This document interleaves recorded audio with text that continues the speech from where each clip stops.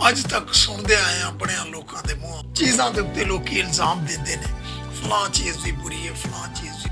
हालांकि ये अपनी सोच की गल होंदी है, अपने तसव्वुर की गल होंदी है। बिलफर्ज मोबाइल की मिसाल लै लेने। मोबाइल नूं मैं बहुत सारे लोगों के मुँह सुनिया कि लोग भैड़ा चंगा आखते हैं कि मोबाइल अच्छी चीज़ नहीं, लेकिन मोबाइल के उत्ते असी तलावत भी सुन सकते हैं, कोई होर चीज़ भी वेख सकते हैं। असी मोबाइल के उत्ते किसी नूं दुआ दे सकते हैं, किसी नूं बददुआ दे सकते हैं। इहदे च मोबाइल का कोई कसूर नहीं, इहदे विच साडा अपना ही असी जो कुछ भी करिए। सो एक पंजाबी लिखी है गज़ल स्टाइल है, चीज़ बुरी नहीं होती कोई हुंदा इस्तेमाल बुरा, हथी अपने करके आखिए होया मेरा हाल बुरा।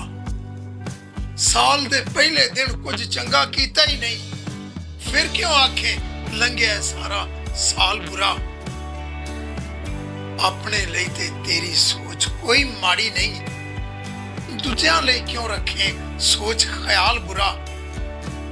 हुण ते दूजियां दे मुंहों पे सुनने सारे आखण होया तेरे नाल बुरा।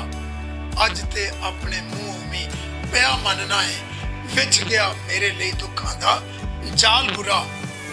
मशवराए महमूद दा झुक जा रब अगे, वो तेरे तो सकदा है वेला टाल बुरा। चीज बुरी नहीं कोई